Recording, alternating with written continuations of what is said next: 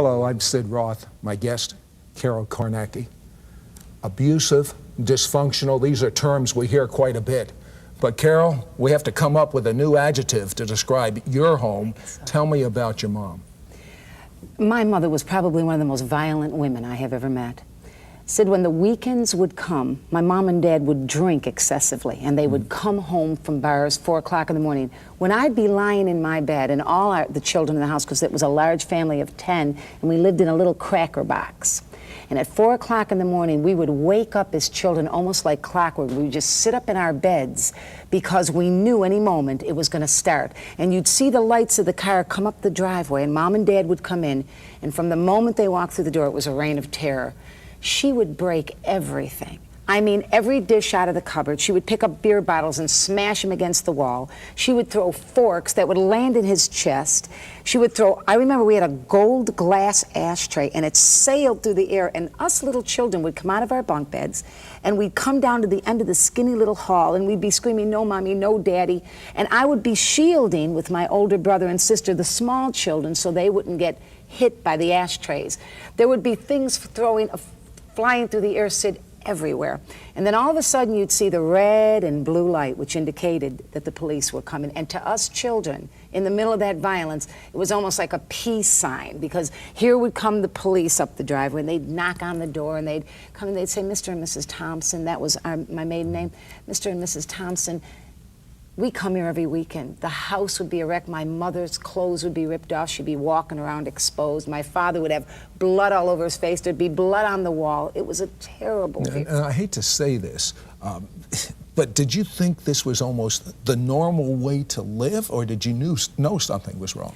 I think for a long time, Sid, we thought it was the normal way to live. And then when you started going to other children's house and you saw parents touching their children, showing love toward their children. Did they ever touch you and show love? Sid, my memory of my mom, and this is the truth, when I was a little girl, we used to sit on the floor in the living room. There were like 10 of us in the small house again, and I'd be watching TV. And all of a sudden, on the clear blue sky, in the dark, from the couch, I'd feel her hand swinging through the air. All you'd see is the wind, and her fist would hit my mouth, and the blood would just trickle down my face, and my lips would blow up. My mom was so violent that one time I asked her if I could go to a baseball game or something with the kids in the neighborhood. And for daring to ask her why when she said no, she took, you know those squeegees you use to wash a windshield? Right. One side, sure. You wash, the other side, you rub it off with the rubber end. Said she beat me so bad till I was black and blue from my neck to my waist. And out of curiosity, what was her background that caused her to act like that? Did she have an abusive family? I guess she must have. Yeah, she came as an illegitimate child out of 3 children. She never knew that the man who was raising her was not her daddy. One day he cornered her to beat her, and she picked up a knife and threatened him, "Don't you hit me, you're not my father." So she always felt that rejection, that she wasn't loved, because she too was, you know, she lived in a family where she didn't feel loved. So when she had all these 10 children, I mean, my mother had children since she was 19, every single year. She was like a gerbil. She had children every single year. So here she was, a young woman with 9 children in this tiny little house, and the only extracurricular activity was alcoholism. Now, why didn't your father come against this? My dad was mentally ill. When my father was about 28 years old, he became very ill in his kidneys. He went into the hospital and he was about 35 to have an operation. While he was there, they gave him an anesthetic. They had tried a brand new anesthetic on him. Sid, it made him totally crazy. He dismissed himself from the hospital after the operation. He came home. He started beating the children up, trying to choke my mother, hanging himself in the cellar. One particular time when my mother had been out all night, because my mom ran around all the time. She had affair after affair. In fact, out of all 10 children, it was believed that I was the only one who wasn't really my father's child, that I was born out of one of her affairs. But one day she was out all night with a man, and my dad was home alone, and he was on a drug called Thorazine, and the reason he took that, it was because of his mental state. And he would escape from mental institutions and come home. And this was one night he had escaped from the mental institution and was home, and she was gone all night with a man. Well, he had fallen asleep on the couch with the Thorazine and the alcohol content in his body. It put him in a terrible state. And I heard a screeching in the living room, and one of the little kids came and woke me up. They said, "Carol, the house is on fire." So I shuffled off the bunk bed and got all my little brothers and sisters out. And I started to try to get him out of the house. We lived in Buffalo. It was the middle of the night. The snow was 3 feet high. Right, it's cold there. Oh, so cold. And when I tried to get him out, my dad got up in this drunken, demonic state, this state of drug-induced state, and he blocked the exit of the house. And I was trying to get the children to climb over him, and he was growling in this mental state. And I said, Dad, please, the house is on fire. We can't get out. We can't breathe. So he put us in the cellar next to a furnace, and he started another couch on fire with the hopes that the whole house would explode and that all of us would die in it. I can remember being woke up one time, Sid, at about 4 o'clock in the morning and brought out into the kitchen. My daddy didn't like me out of any of those kids because he knew that I was somebody else's. And he brought myself and my little sister Debbie out, and we were standing in the kitchen, and he handed me a cup of poison to drink. My mother and my Poison? father, so help me, Mom and Dad was standing there. It was poison. And he said, my mother went to give it to my little sister Debbie. This is how insane and dysfunctional this home was. And my father said, don't give it to her, give it to her. And so this little pink Melmac cup, I'll never forget it, was handed to me.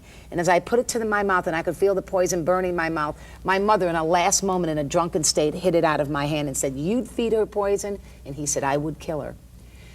There was so much dysfunction, Sid, that eventually incest crept into the home. I remember I used to lay in bed in the middle of the night and hear my sister on the top bunk, my dad's natural daughter, scream as he would rape her. My mother would be gone all night, and I would be afraid to do anything because what could I say to my dad? I'd hear her crying, no, Daddy, no, Daddy. And after he'd leave, she'd come down and cuddle in my bed and cry because of the molestation. Then it began to go through the family. My older brother began to molest all of us children. The molestation began to flow through the family. When I went to my mom and told her that my dad was raping my older sister, I was beaten for it, not only by her, but for my father. Why? Because I dared to suggest that something like that was going on. So it was alcoholism, violence, mental illness, sexual abuse, and emotional abuse. Sid, in the years that I spent in that house, I can't remember once my mother ever walking up to me and ever touching me, other than to hit me or to correct me or to rebuke me for something I was doing. I was scared to death of my mother and certainly afraid of my dad. So I got to the point where I said, one of these days, when I'm old enough, no matter what it takes, pregnancy or what, I'm getting out of here. And I'm going to find two things. I'm going to find power, and I'm going to find love. You see, my mom was into spiritualism, and she used to go to a place called Lilydale in Jamestown, New York. It was a self-contained spiritualist camp. And she would go there and hear all these past, present, and future things, tea leaves and cards. And she'd come home with miraculous stories, actually, of these things that were going to happen in our home. And said they'd happen. And I would go to church on Sunday, and I'd be sitting on this pew looking up at this dead man on a cross, and I'd say, where are you? Who are you? And I would think, he's dead. He's a big plaster depiction of a man who's dead. Why? Why'd you think that? Because I always thought, where are you when my brother's molesting me? Where are you when my mommy's slapping me? Where are you when my father's beating me for nothing? Where are you when we're hungry? Where are you when there is no milk in the house and there is no cereal? No one explained anything to me, so I left it at, he's dead, and I'm going to find power. So my mother coming home with spiritualist stories intrigued me. And I would think, that's where the power is. They know things that nobody else knows, so that's where the power is. When I was barely out of my teens, I got pregnant with my first child. My mother literally, physically said, removed me out of the house by my hair. I was thrown out. I went into the streets. No, the streets? Yes. It must be it was scary in the home. Maybe the streets were better than your home, from what you told me. It seemed like it was a little safer. Yeah. And there I could fight back. If I got into a confrontation, I could fight back. I never raised my hand to my mother or my father. I didn't dare because I knew it would cost me.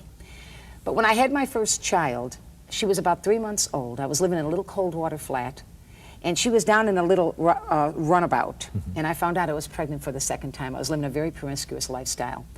So they sent a woman to my house who gave illegal abortions. She came into my home with a little brown paper bag, dirty fingernails. She was hunched over. She was about 68 years old, and she came up the stairs of this cold water flat in Buffalo, laid me on the bed, examined me very quickly, took a long rubber hollow tube out of the brown bag, inserted a long piece of wire into the yellow tube, and went inside my body, stabbing at least 3 different times. She released the wire and left the yellow tube and said, you will experience your first abortion. The baby will die by bleeding. That was my first experience with abortion. Now, how in the world were you able to cope with yourself and your daughter on the streets? I wasn't. Well, I was living in a cold water flat at this time. And then the New York State took my little girl away from me. I became an instant alcoholic and began to tamper with drugs. Did it bother you at that time that they took your daughter away? I mean, it seemed to me there was a relief. Sid, I came from a home where I didn't know the meaning of love. I thought love was getting drunk and raping your daughter, or slapping you in the face, or saying, I didn't have you because I loved you, you were an accident. That's what I thought love consisted of. I thought power was some tea leaves written or some psychic cards written. That's what I thought power and love was. I was totally confused. Were you ever hugged? I don't mean in a sexual way, but I mean hugged in a loving way as a child. No, Sid, no. Sid, I would have gave my arm up to here if my mother would have just touched me lightly. It was basically either you saw a hand coming, or you saw a fist coming, or a belt coming. And there were times I had spankings coming. Don't think they were just beating me day and night. There were times when I disobeyed and was rebellious and had a spanking coming. But the majority of them, they weren't warranted. When I finally got out of there, and after the first abortion and my child being taken away, I became increasingly dependent on drugs. I became pregnant for the third time. This time I went into the Larkin building on Seneca Street in Buffalo, New York, and stood at the top of 30 concrete stairs, and in a desperate attempt, because of the inconvenience inside my body, because I didn't think anybody loved me and I wasn't worth anything, and they had taken the first child and I had aborted the second. My mother didn't love me, my dad didn't care, and he already was in a mental institution permanently. I threw myself down 30 concrete stairs. Sid, I rolled like a bowling ball down those stairs and landed at the bottom in shock. I was in complete shock, shaking. They rushed me to Buffalo General Hospital, and when they checked me, they said that this leg, I had done damage to it. They said, you're also pregnant. I said, if you don't give me an abortion, I'll go to the top floor, to the roof, and I'll jump off. Carol, hold that thought. I'm going to tell you something. There are so many people that are watching us right now that have so much hurt inside. Carol understands this hurt and understands the answer. You'll hear it when we come back.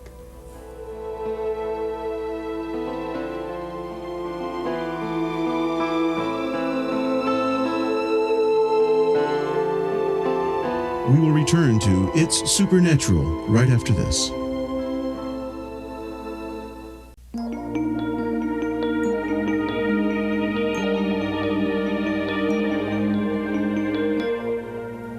Sid Roth with Carol Kornacki, and as I said at the front of the show, abusive, dysfunctional. She needs a new adjective. She's got her third pregnancy. She tells the people in the hospital she'll literally go to the top floor of the hospital and jump if they don't give her an abortion. You really said that. I meant it, Sid. You didn't care whether you lived or died, did you? I had absolutely, Sid, I used to always refer to myself as the dirt on the bottom of someone's shoe, and that the best thing for me would be to die. So when I told them that, they realized how serious I was. They sent me to psychiatrists because at the time they gave therapeutical abortions.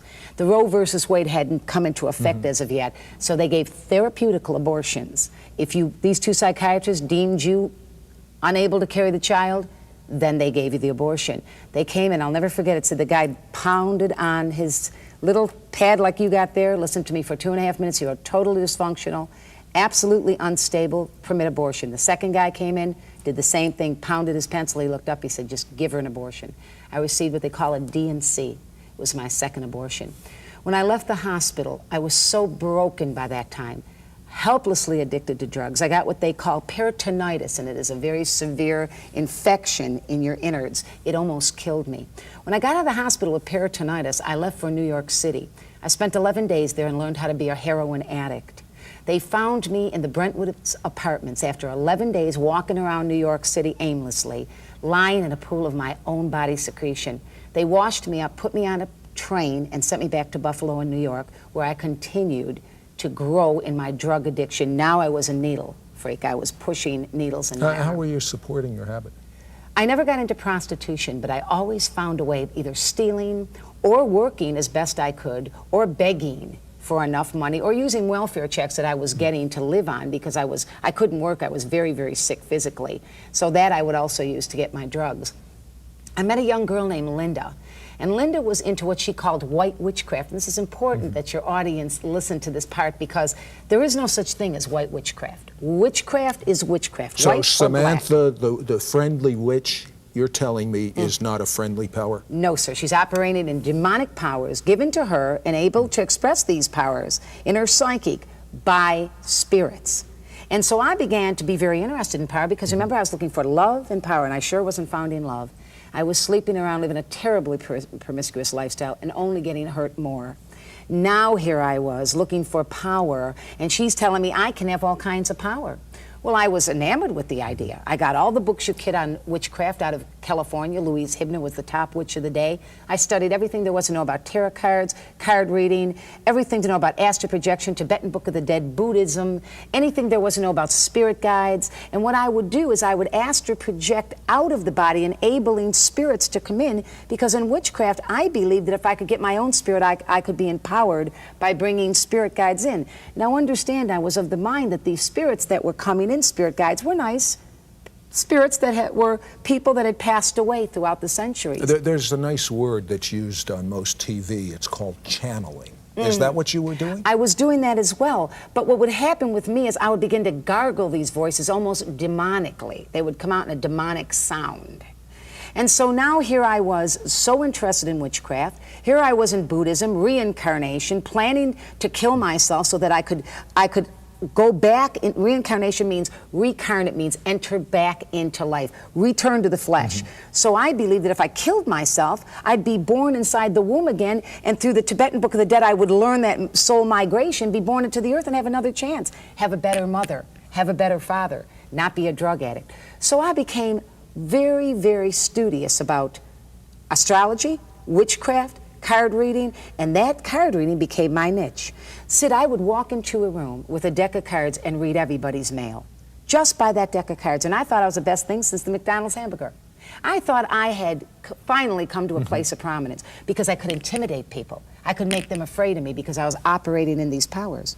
And I never knew they were demonic or evil. I thought that I had come into this great power that I had been looking for. The trouble is, when you play with the devil, he doesn't play fair. He'll give you everything you want, all the drugs you want, all the women you want, all the promises, and all the power you want. And when he's done with you, he'll kick the legs out from under you. It sounds like the Broadway play Damn Yankees, where they sell their soul to the devil and they become a champion baseball player. I never saw that, but that's interesting. And that's why you hear rock stars sometimes say, I sold my soul to the devil. Because once you make that trade, he'll give you what you want. But people need to understand that the devil is not sharing his kingdom with anyone. He's selfish and hateful, and his personality is that of hate and violence. And so as I began to encounter these spirits, from a pleasant person, even though I was a fall-down drug addict, I began to take on the personality of the devil. I began to act. I began to hate. I began to become violent in my card readings. Began to hate? You must have. You had hate no all love the anyway. more. Really? Oh, hate all the more. And I love to see people hurt. Like, I'd like to do a card reading where I knew a man was committing adultery. I'd name names, and it was just an evil behavior. And so here I was with these spirits operating in this power, cursing people. I cursed one man, said he fell 3 stories into a wheelbarrow. Thank God that wheelbarrow was there, because he would have been killed. I was astral projecting. I was studying all this witchcraft. I thought everything was wonderful. The same spirits, as you said in the opening, that gave me power began to turn on me. Why would they turn on you?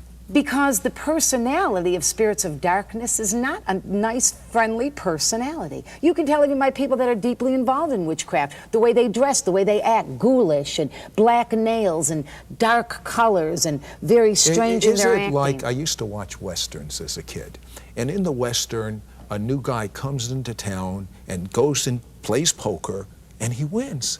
And the next day he said, boy, these are country bumpkins. I'm going to take them for all they're worth. And he bets everything he has, and the game is fixed, and he loses everything he has. Excellent. And that's exactly the way it happened, Sid. That's excellent. And that's exactly what had happened to me. I thought I had arrived. But as these spirits began to turn and to torment, the same spirits that gave me power to read cards and astral project and operate in the solical power, the psyche power, would turn on me. What does that mean? What do you mean, turn on you? It was as if all of a sudden the same voices that would say this man is committing adultery, or this woman steals at work, or this girl's going to get married last year, when I was reading cards, would now say to me, you should die. It's better to just die. Said I would walk around with a gun in my mouth. I can remember the metal used to burn my tongue. I would just suck on a gun, waiting for the moment to stop this power that I had entered into, to stop the destruction of my mind. My drugs increased. I would take needles, Sid, and people that were the worst drug addicts in town would not get high with me. I would go into a bathroom and take a needle and bang it into my arms. I had thick growths all the way down. Today you can see they're totally gone, but thick growths and abscesses all the way up and down my arms. In that drug state, I'd go out and become even more promiscuous, hoping that someone would just love me for a little while. And that's what our kids are doing today, Sid. They want somebody to love them for 15 minutes. That's why sex has become an everyday movement. I mean, it's nothing to be 11 years old and to go to bed with your boyfriend that you go to school with. And so here I was nailing myself with needles, blood coming out, demon possessed from the spirits that I had invited inside, broken. In one particular time in all this story, they locked me up in a mental institution. Sid, they locked me behind a metal door. That's how crazy I got. My arms were full of needle marks. My nose was full of blood from cocaine. They put me in a room, locked me in because I had now had serum hepatitis, which you get from filthy needles. So they had locked me in a mental institution in the K ward in Meyer Memorial Hospital in Buffalo, New York, with needle marks, with mental crazy screaming in my head, giving me a liquid diet to try to clear up the hepatitis. When they finally let me out, I became pregnant again. Oh, no. This time I went to the Erie County State Building in Buffalo, New York, and got a legal abortion. So when I left that medical building that day after that abortion, and still to talk about it, it hurts a little. I remember sitting down for the first time and saying, I wanted that baby. That baby I wanted, because I felt like I had such a low opinion of myself that maybe this child could change things for me. Of course, it was too late. So here I was, I had had 3 abortions, a child that was taken away from me. I was hopelessly drug addicted, and the doctor comes to me and he says to me, you have chronic active hepatitis. Your enzymes are right off the hinges. You probably What does that mean, chronic? It means hepatitis. that chronic means it's constantly going on. Active means it's happening right now. And hepatitis B is a very serious form of hepatitis. He told me that my liver was turning into a piece of leather. It was in that state that I decided that it didn't matter if I lived. I increased my drugs, I increased the insanity, increased the promiscuous life, increased hatred, was full of violence, and totally suicidal. And then one day, standing in a bar, serving drinks, stealing from the place, everything they had, stealing and lying and getting high in the bathroom, a young woman approached me named Linda Smith. And you know what, Sid? She really believed in the power of God. She knew I'd experienced the power of darkness, that I knew it was out there, that it worked. But she wanted me to see a higher power, a greater power, that superseded the power that I was operating in. So what did you think of this, Linda? I thought that she talked the talk and didn't just, she walked the walk and just didn't talk the talk. A lot of people talk the talk, but they don't walk the walk. And Linda just showed the love of God in the way she acted. She didn't come out with all these spiritual lingo comments. Yeah, but you told me as a kid you didn't care for this Jesus guy. Because now I was at a place, she was introducing a man to me, a man that didn't rape you, beat you, use you, put you on the streets and stick needles in your arms. A man that was the Son of God who loved you for the way you are, not for 15 minutes, loved you for who you were, and who was able to reach down in that liver and reconstruct it, reach into that belly full of blood from bleeding ulcers, reconstruct and heal that, reach into a mind that was mentally ill, reconstruct that, reach into a heart that's broken, and put it all back together.